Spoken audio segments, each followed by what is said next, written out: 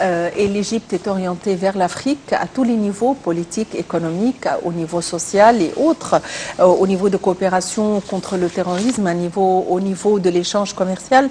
Et justement, le chef de l'État a effectué une visite dimanche dernier en Ouganda, au cours de laquelle il a tenu une rencontre avec son homologue Yoweri Museveni, et ils se sont mis d'accord sur la signature et la ratification de plusieurs accords dans plusieurs domaines, notamment dans le domaine de l'eau. Aujourd'hui, nous allons parler de la coopération entre les deux pays dans plusieurs domaines, notamment en ce qui concerne le quota de l'Égypte, en ce qui concerne dans le quota relatif à l'eau. On va parler des pays du bassin du Nil et autres voies de développement, et nous aurons le plaisir ce matin d'avoir avec nous l'ingénieure Nashwa Esserougui, coordinatrice de la coopération des pays du bassin du Nil au sein du ministère de l'Irrigation. Ingénieure Nashwa Esserougui, bonjour et bienvenue avec nous. Bonjour. Avant d'amorcer notre rencontre, nous avons juste un compte rendu que nous allons passer et que nous vous invitons à suivre avant d'amorcer notre rencontre. L'Égypte et les pays africains sont liés par des relations historiques, géographiques et régionales. L'Égypte joue un rôle clé dans le processus de développement africain et elle possède également un programme clair visant à fournir les aides nécessaires aux États africains. L'Égypte et l'Ouganda sont liés par des relations étroites, vu que l'Ouganda est un membre important dans le COMESA et l'un des États du bassin du Nil. Les relations de l'Égypte avec les États du bassin du Nil occupent le haut du pavé de plus en plus profonde, notamment après la signature en 1991 d'un accord d'entente entre l'Égypte et l'Ouganda visant à élargir la centrale électrique du barrage d'Ouen. Sur le plan économique, les exportations égyptiennes vers l'Ouganda ont augmenté de 10,7 millions de dollars en 2004 à 26,4 millions de dollars en 2007, soit un taux de croissance de 250%. Le Fonds égyptien pour la coopération en Afrique est considéré comme l'un des moyens efficaces pour renforcer les relations avec l'Ouganda. Le Fonds égyptien a assuré 22 stages de formation à 39 stagiaires ougandais en 2007 et 17 autres à plus de 38 stagiaires ougandais dans la première moitié de l'année 2008. Sur le plan de l'irrigation, l'Égypte a mis en exécution d'un important projet en Ouganda, visant à lutter contre les herbes aquatiques dans la région des Grands Lacs sur 2 étapes. Le ministre des Ressources hydrauliques et de l'Irrigation a déclaré que le projet égypto-ougandais a réalisé plusieurs résultats fructueux dans tous les domaines politiques, économiques et sociaux dans la région des Grands Lacs. Il a également déclaré que plus de 30 experts égyptiens ont participé dans la construction de plusieurs barrages et réservoirs visant à fournir l'eau potable au peuple ougandais. Le Fonds égyptien pour la coopération technique avec l'Afrique a présenté les aides nécessaires aux victimes des inondations qui ont frappé le nord-est de l'Ouganda en 2007, y compris plus de 750 kg de médicaments, ainsi que l'Égypte a envoyé 7 conteneurs comprenant 140 tonnes de riz et 400 cartons d'huile de cuisson et 80 grandes tentes.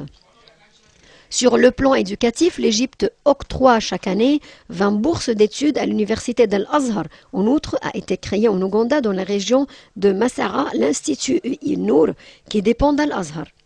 Le ministère de l'Enseignement supérieur offre chaque année 10 bourses d'études dans les différentes universités égyptiennes chaque année.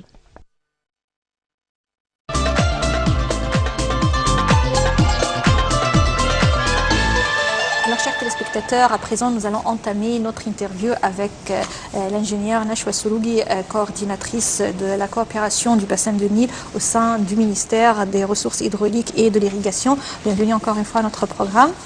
Bonjour. Bonjour l'Égypte. Là, on parle de cette visite du président Abdel Fattah el-Sisi en Ouganda. Bien sûr, l'Afrique s'avère très importante pour l'Égypte actuellement pour plusieurs raisons, que ce soit pour des raisons économiques, commerciales et bien sûr les pays, surtout du bassin de Nil, pour l'eau du Nil. Le retour de l'Égypte actuellement sur scène en Afrique, comment le qualifiez-vous, surtout en ce qui concerne la coopération entre l'Égypte et ces pays du bassin du Nil? C'est très très important la coopération entre l'Égypte et les pays du bassin du Nil. L'Égypte est comme la grande sœur pour ces pays.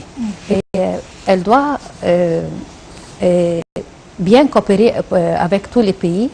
Et la visite du président Abdel Fattah el-Sisi à Ouganda, c'est la première visite du président égyptien à l'Ouganda qui était adressée selon je réponds de l'invitation du président de l'Ouganda. Et ils ont parlé dans plusieurs domaines, pour les coopérations, les deux pays dans plusieurs domaines. Et actuellement, il y a des projets mis en œuvre avec le ministère de l'Énergie, par exemple, santé et les ressources en eau de l'irrigation. Pour nous, on va parler en détail pour les projets de notre ministère des ressources en eau de l'irrigation. Il y a plusieurs projets sur le terrain maintenant. Et il y a des projets comme VA, qui est dans la phase des études. Et c'est-à-dire que c'est très coopératif avec et ils respectent notre coopération avec eux. Et surtout le projet, il y a un nouveau projet, c'est le projet de la voie de navigation. Le VICMED, c'est le projet qui relie depuis le lac Victoria jusqu'à la mer Méditerranée, en passant par la plupart des pays du bassin. Et ce projet, ça sera, si on l'exécute, ça sera un très bon projet et profitable, pas seulement pour les pays du bassin, ça sera pour tout le continent. L'objectif de ce projet, ou bien son vision, la vision du projet, c'est que l'Afrique soit sans frontières. Sans frontières, il s'agit que ce sera un seul peuple, un seul fleuve et un seul coopération. C'est-à-dire l'Afrique, ça sera sans frontières entre tous les pays, pas seulement les pays du bassin. Oui. Et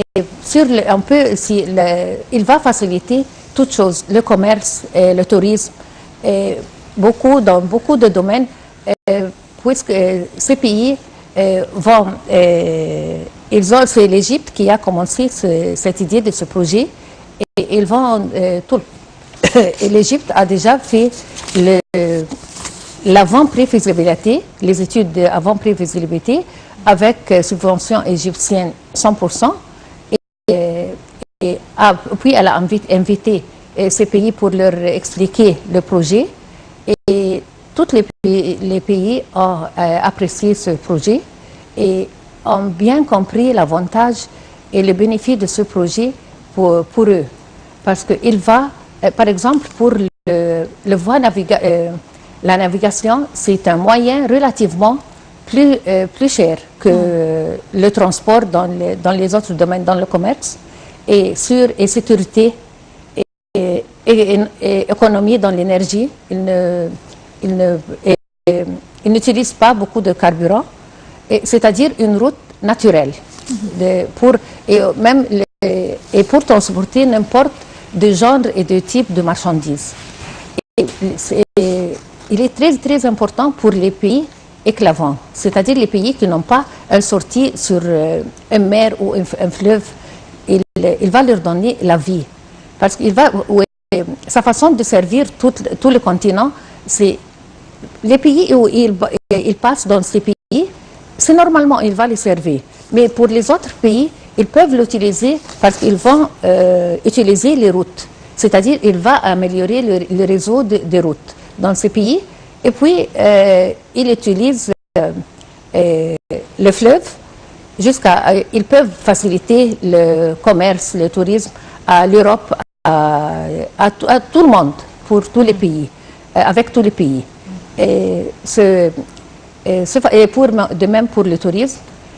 Et en même, il est plus... L'avantage de transport fluvial, il n'y a pas de bruit, il n'y a pas de pollution de l'air, et il n'y a pas de... Il y a beaucoup de facilitations dans ce projet. Si on l'exécute vraiment, il va servir tous les pays et toute l'Afrique. Oui, mais pourquoi, selon vous, Monsieur le Président a choisi l'Ouganda comme une visite exclusive? C'est-à-dire pourquoi l'Ouganda s'avère très importante actuellement pour l'Égypte en ce qui concerne surtout, bien sûr, le dossier de l'eau? Oui, l'Ouganda pour l'Égypte, il y a beaucoup de il y a des relations historiques depuis beaucoup d'années avec l'Ouganda. L'Ouganda, de même, son site géographique est très très important pour l'Afrique. Elle ressemble à un pays, et pour le fleuve du Nil, elle ressemble à un pays d'amont et en même temps un pays d'aval. Parce que l'eau vient de Kenya et Tanzanie à l'Ouganda et de lac Victoria et continue dans le courant du fleuve, dans le reste du courant du fleuve. Ça, c'est pour l'Ouganda. Il y a beaucoup de domaines de coopération avec l'Ouganda. Il y a, par exemple, depuis 1949, on a signé l'accord pour la construction de barrages Oin dans les Grands Lacs, dans la région des Grands Lacs au Ouganda. Cet accord a permis la construction de barrages Oin. L'objectif de barrage, c'est pour la production de l'énergie électrique en Ouganda et pour stocker l'eau pour l'utiliser durant les années de faible revenu pour le Nil. Parce qu'en même temps, en 1989, l'Égypte souffrait des risques d'inondation. Il immerse les terrains et c'était un problème pour l'Égypte, c'est-à-dire il nous a bien profité. Et même la construction du barrage a permis la présence des ingénieurs résidents égyptiens à Ouganda pour faire le suivi commun entre les deux pays. C'est-à-dire c'est pour contrôler le Nil. Et même, il y a beaucoup d'expertise et d'expérience en Égypte et tous les pays africains respectent et sont convaincus très bien avec l'expérience égyptienne. Et eux, ils aiment la coopération avec nous. Il y a eu d'autres projets dans le domaine de la pisciculture. Il y a eu des barrages, 7 barrages ayant été construits pour faire comme pour faire des bassins pour la pisciculture. Et il y a eu justement ce qu'on appelle les 3 fermes de pisciculture ou les 3 endroits.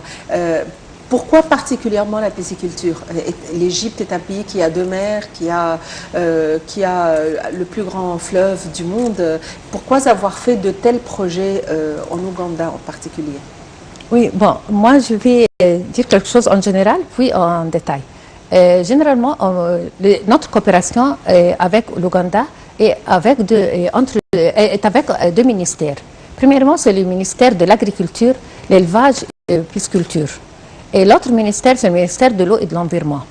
Il y a des projets qu'on a fait avec ce ministère et avec l'autre. Et pour les étangs de réservoirs de l'eau, c'est le ministère, son nom c'est pisciculture. Mais il y a en fait, pour leur fournir l'eau potable, on le fournit à travers le forage des puits et en même temps avec la construction des étangs, des réservoirs pour collecter l'eau de pluie. Ces 2 façons, c'est pour leur fournir l'eau potable dans les régions qui sont loin du fleuve. Et en même temps, c'est une façon de profiter de nous, profiter de l'eau du Nil. Parce que la solution, qu'on va le faire, ils vont forer un canal du fleuve pour qu'il y en aura de vie dans ces villages. C'est-à-dire, ils vont prendre du courant du fleuve. C'est de cette façon qu'on leur fournit l'eau potable.